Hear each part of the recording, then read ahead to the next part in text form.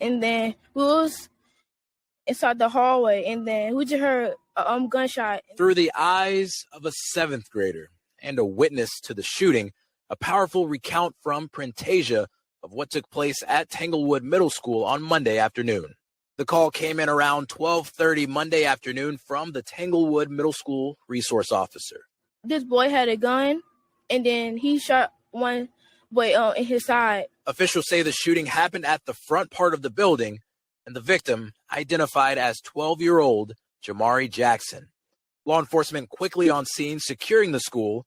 The suspect, also 12 years old, was eventually taken into custody. Every police in Greenville County was there, and ambulance. They running in with guns, not handguns, but rifles with the scope on them. Angela, the mother of Prentasia, said she actually showed up to the school a little early for a 12:30 meeting as things began to unfold. She later found herself with dozens and dozens of other parents with a sick feeling in their stomachs, not knowing if it was their child that was shot, hoping to be able to pick up their kids at Brookwood Church in Simpsonville after nearly 40 buses transported them from the school to the church with a police escort. Brookwood Church was filled with hugs, tears, and an appreciation for being able to see the ones you love most. You don't know if your kid got shot or, I was so terrified, I didn't know what to do. My heart was in my stomach, because I couldn't find her. Nobody wouldn't tell me nothing. Other parents expressing the same emotions. But just glad to have my kids and able to just hold my arms around them. Michael has an 8th grader and a 6th grader that attend Tanglewood Middle School. He and Angela say after being reunited with their kids, it gave them a different perspective to offer other parents. No disrespect, teach your kids not to be bullies and, try to teach them, protect them the best way you can. When they come to you with a problem, listen. All you got to do is listen. Even if you can do something about it or not, just listen. It might save a life. Don't try to be big-headed. Don't try to be a big head and go in there and interrupt what the law enforcement is trying to do. Let them do their job. I know it's hard to do as a dad or a mom to sit back, but just let the pros handle the situation and get it under control. And when you get your kids in your hands, just don't ever not cherish another moment.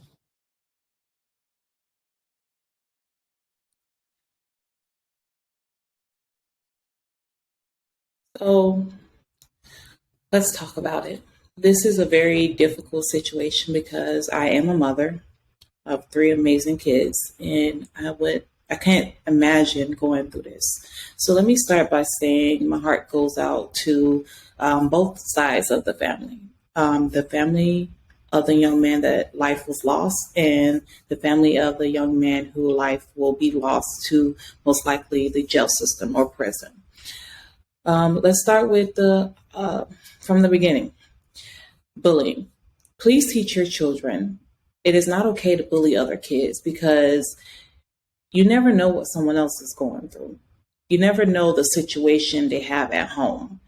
Why they look this way, why they act this way, why they talk this way. You never know what they're going through emotionally, physically, mentally. You never know what another person is going through. Even as a child, you never know what's going on in their household. Please teach your children.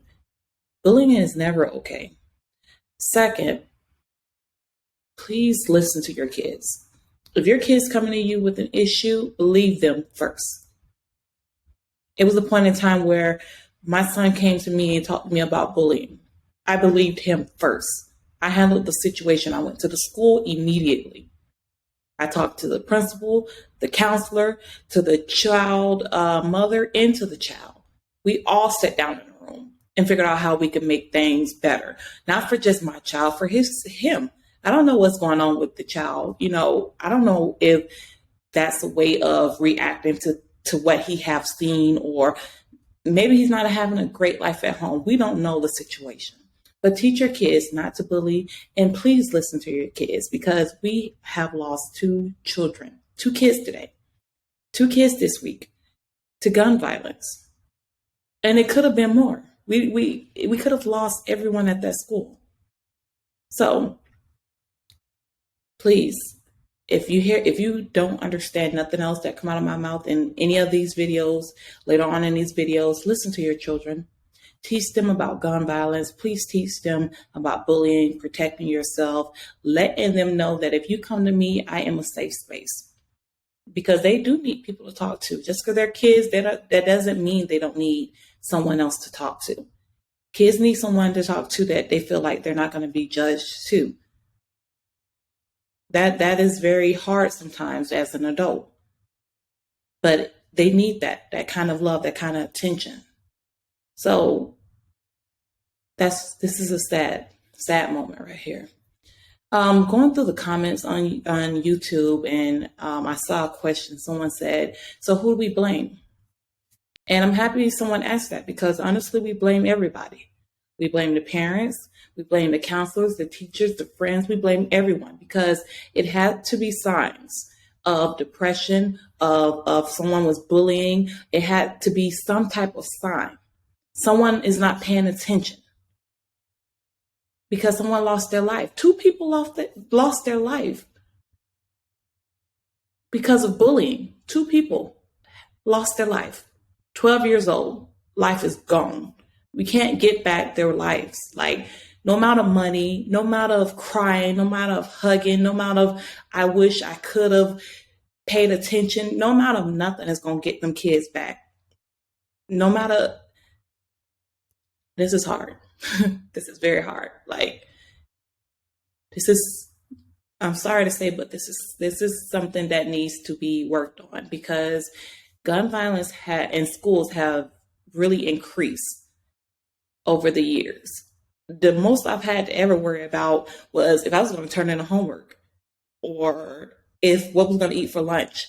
Like, I never had to worry about gun violence, and I grew up in the hood. And people always say, "Oh, well, only the hoods." That is a false statement. I have never had to worry about nothing like this.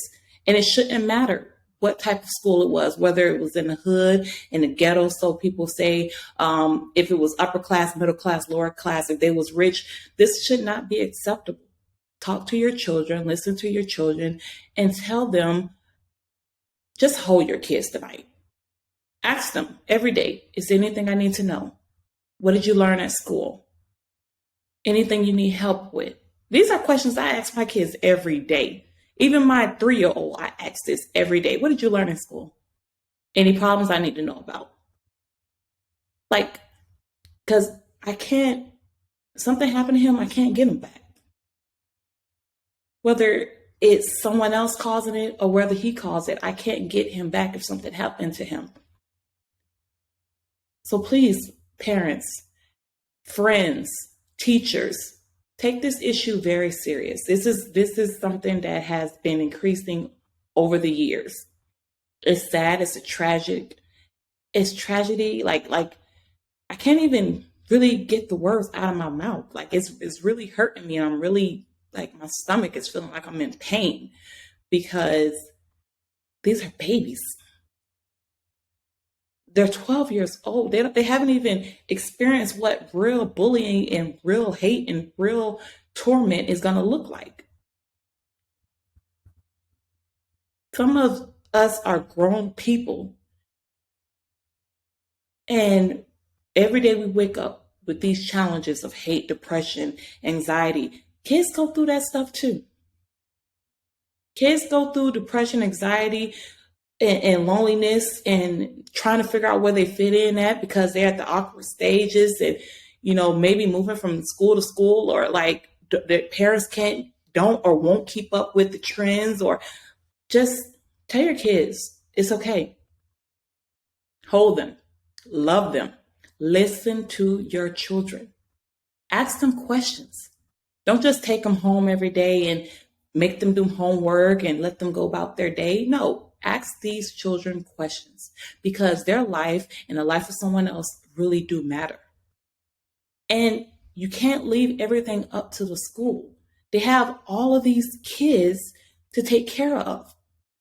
I'm not trying to say that if one go through the hoop and brings a gun, it's okay, the school will overlook. No, that's not what I'm saying. What I'm saying is it's everyone's job to pay attention to these children. Everyone. If you walk across a child who dropped their book bag at school, help them. Don't laugh at him. If you see someone else is bullying a child, help them. Don't laugh at. What is that saying? See something, do something. That's not only in school. That goes for the parent. That goes for the counselor. That goes for the teacher. That goes for the crossing guard at the stop signs, at the lights. This is an incident that is going to keep continuing the cycle. And it's going to get worse and worse and worse if we don't put a stop to it. If we don't reach out. If we don't pay attention and open our eyes to the warning signs. Because they are there. When your kids stop wanting to go to after school activities, when your kid come home and just want to be alone, when you start seeing his light dim, these are signs. If you have to move your child's school or take him to therapy or anything to make him get that light back, do it. But everyone is at fault. And I urge you, I beg you, pay attention to your kids. They don't have to be your kids to pay attention to. If you see something, say something. If you know something, say something. You could really change someone's life in a split moment just by paying attention to them. Thank you for watching True News with Charlene.